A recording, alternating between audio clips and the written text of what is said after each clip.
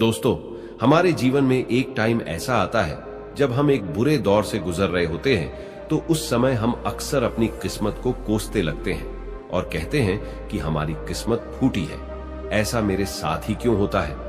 जब हमारे साथ कुछ बुरा होता है, हम आम तौर पर निराश हो जाते हैं और अपनी किस्मत पर दोष लगाने लगते हैं। हम ये सोचते हैं कि हमारे भाग्य में उठापटक लिखी गई है और सब गलतियां हमारे ही जीवन में क्यों होती हैं।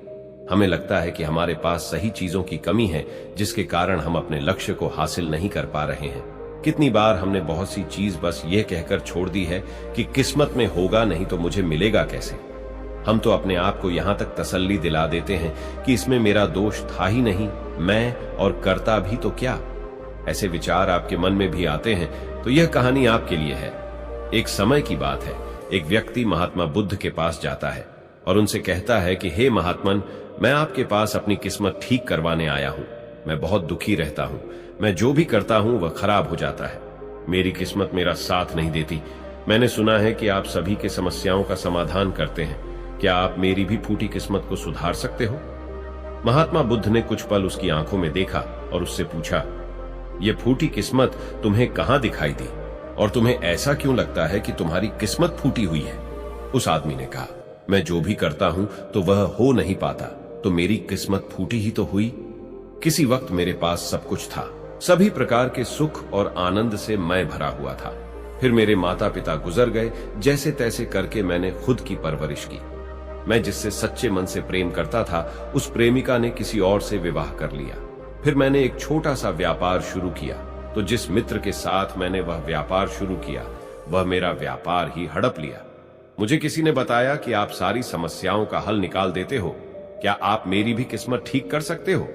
महात्मा बुद्ध ने कहा, लाओ तुम्हारी फूटी किस्मत मुझे दे दो, मैं अभी उसकी मरम्मत कर देता हूं। व्यक्ति ने कहा, मैं किस्मत को कैसे दे सकता हूं, वह तो दिखाई भी नहीं देती। महात्मा बुद्ध ने कहा, जब तुम्हें तुम्हारी किस्मत दिखाई ही नहीं देती तो तुम्हें कैसे पता कि वह खराब हो चुकी है?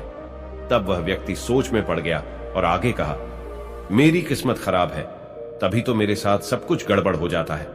मेरे सभी बने बनाए कामों पर पानी फिर जाता है। फिर महात्मा बुद्ध बोले, परंतु तुम्हारी किस्मत तो बिल्कुल ठीक है।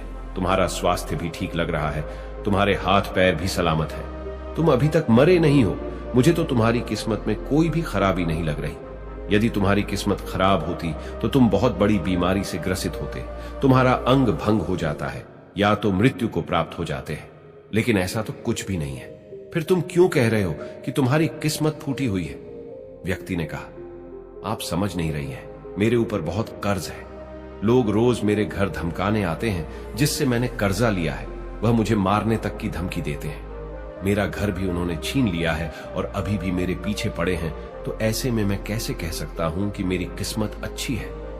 महात्मा बुद्ध ने विचारपूर्वक कहा, यह तो समस्या गंभीर है। व्यक्ति ने उदासीनता के साथ कहा, मैं बड़े दुख से गुजर रहा हूं। तब महात्मा ने कहा, लेकिन तुम्हारी किस्मत बहुत अच्छी है कि तुम जीवित हो इस दुख का सामना करने के लिए, और इस जीवन से ही तुम अपनी समस्याओं का समाधान कर सकते हो। व्यक्ति ने कहा, बुद्ध, आप नहीं समझ रहे हो।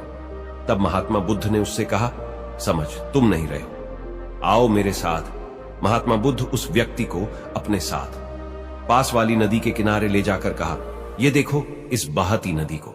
इस नदी में अगर मैं एक पत्ता गिरा देता हूं तो तुम मुझे बताओ, ये पत्ता किस दिशा में जाएगा?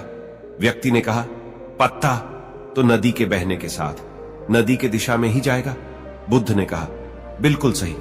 अब बताओ, पत्ते की किस्मत किसके हाथ में है?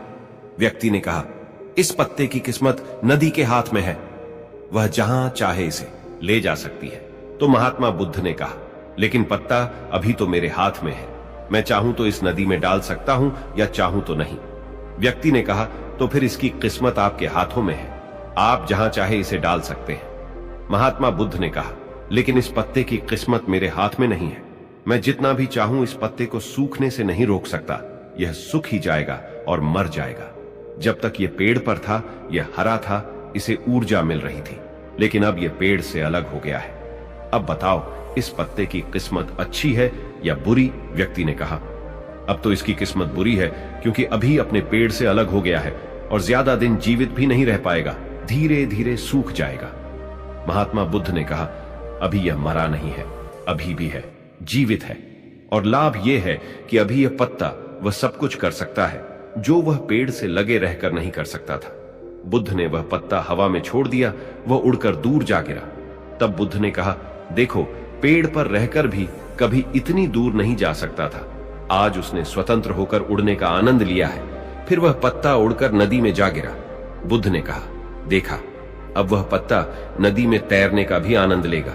और अगर तुम ध्यान से देखो तो यह पत्ता कितने ही छोटे छोटे जीवों को अपने ऊपर बिठाकर नदी के एक किनारे से दूसरे किनारे पहुंचा रहा है। इस पत्ते की भी किस्मत अच्छी है, क्योंकि वह अपने नए अवसर को ढूंढने में लगा हुआ है। तुम्हारी समस्याएं तुम्हें उड़ने का अवसर दे सकती हैं, यदि तुम उन्हें सकारात्मक नजरिए से देखो।